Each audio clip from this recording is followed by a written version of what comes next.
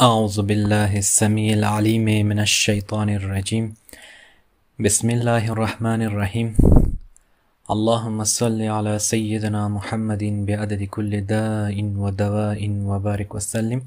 سلام و عرض ادب دارم خدمت تمامی شما دوستان عزیز. امید که دارید صحت کامل باشین. میخوایم امشب برای شما یک سر عظیم، یک راز پنهان به شما به اشتراک بگذارم توسط علم الاعداد، یعنی علم الاعداد که بخوایم یک دو نفره ستارهش چک بکنیم.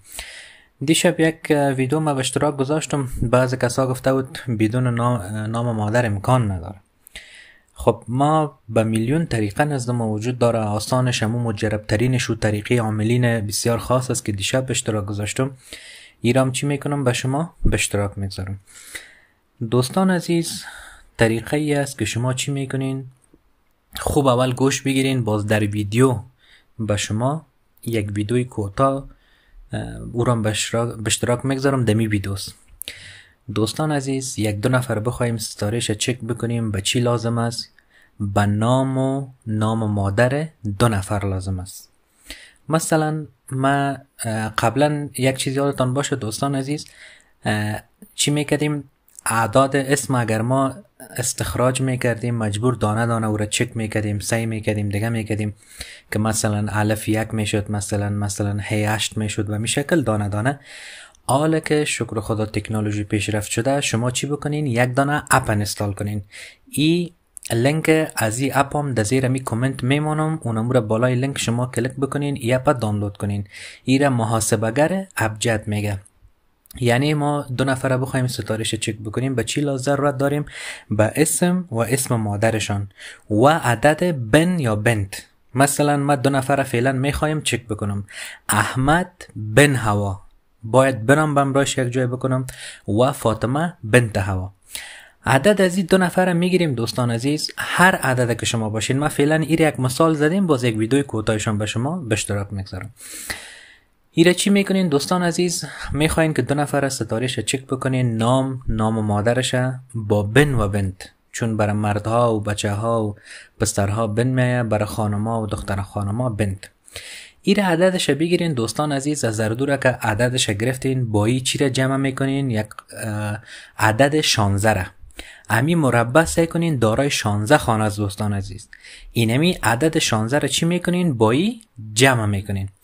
وقتی که عدد 16 را با ای جمع کردین، عددتان هر قدر که شد، 100 شد، 200 شد، 500 شد، 1000 شد، ایره چی میکنین دوستان عزیز؟ تقسیم بر 9 میکنین. سعی کنین، باز براتان میگم، نام و نام مادر دو نفر با بن بنت، احمد بن هوا، فاطمه بنت هوا را میگیریم. ایره که عددش هر چی برآمد، 100 برآمد، 200 برآمد، 300 برآمد، با ای عدد 16 را، یعنی 16 را با ای جمع میکنیم. 16 را که با ای جمع کردیم دوستان عزیز، حالا چی میکنیم؟ اینمی عدد خود تقسیم بر 9 میکنیم. تقسیم بر 9 که کردیم، امی اصل تقسیم ما و یا هم باقی مانده ما، کسرم برش میگن، یعنی باقی مانده ما، هر عدد که آمد انال ما براتون میگم که کدام عدد میه. اگر امی باقی مانده ما از ما 0 آمده دوستان عزیز، من احمد بن هوا و فاطمه بنت هوا را چک کردم، از ما 0 آمده. حال ویدیوش میبینین. ببین دوستان عزیز، اگر 0 ماند، امیره که شما تقسیم کردین، کسرتان یا باقی مانده شما 0 ماند، به این دو نفر شما میگین که شما چی نکنین؟ هرگز ازدواج نکنین. شما خوشبخت نمیشین، بدبخت میشین، تباه و برباد میشین. اگر 0 مان ازدواج نکنه این دو شخص، منع بکنین که دو شخص ازدواج نکنه. اگر امی کسر یا باقی مانده ما عدد 1 2 5 7 8، از امی 5 عدد اگر ماند، هر کدامش اگر 1 بود یا 2 بود یا 5 بود یا 7 بود یا 8 بود، از امی عددا هر کدامش اگر آمد، این دو شخص اگر ازدواج بکنه بسیار عالی، بسیار خوب است، بهتر از زندگیشان به خوبی پیش میره. اگر اینمی باقی مانده ما دوستان عزیز عددش چند ماند؟ 3 آمد. 3 آمد، شما به این شخص میگین که ازدواج شما بسیار با مشکل میشه. شما دو نفر که میخواین به یکی دیگه برسین به مشکل میرسین. در اول اگر حتی عروسی هم بکنین در اول شما مشکلات میبینین، اما بعد آسانی میشه، راحتی میشه. یعنی اگر 3 آمد دو نفر ازدواج هم کنه مشکل نیست، میتونه. و اگر امی باقی مانده یا کسر ما عدد 6 آمد و یا هم 8، اگر این 2 عدد هر کدامش که آمد، این 2 شخص شما بگوین که ازدواج نکنین. اگر ازدواج کردین این 2 نفر چی میشه؟ عاقبتشان به طلاق خاتمه پیدا میکنه و این 2 نفر طلاق میشه. و بعض کسایی که نزدتان آمد دوستان عزیز عروسی شده آمدن که یا خودت چک کردن و اینمی عددهایی که مثلا آمد، مثل که این 0 آمد ما بر شما گفتم، یا مثلا عدد 6 یا 8 آمد، دیگه مطابق از امی برش نظر بدین.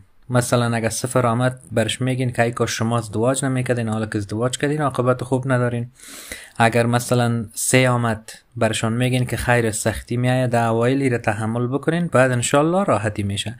مثلا اگر 6 یا 8 آمد به این 2 نفر میگین که ای کاش ازدواج نمیکردین، حالا که 6 یا 8 آمده آخر شما طلاق میشین. این از طریقش دوستان عزیز. و شما چی میکنین؟ یک ویدیو کوتاه را همراه از اینمی فعلا ببینین، دمام انشالله یک راهنمایی میشه. باز اگر سوال داشتین باز میتونین از من بپرسین. موفق و کامگار باشین.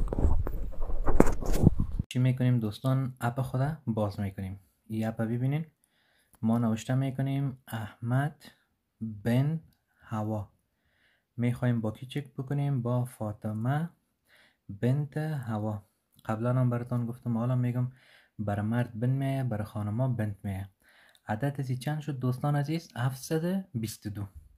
و با 722 چند جمع میکنیم دوستان عزیز؟ 16. حالا چی میکنیم؟ 722 جمع 16 مساوی 738. 738 حالا تقسیم میکنیم. 738 که من تقسیم کردم دوستان عزیز از ما 0 مان. 738 تقسیم 9. 738 که تقسیم بر 9 بکنیم دوستان عزیز، اینجا 0 مان، یعنی 82 10 میشه. 0 مان. 0 مان دیگه درباره از او معلومات براتون دادم. شما هم چی میکنین؟ دینمی اپ، از این اپ کار میگیرین.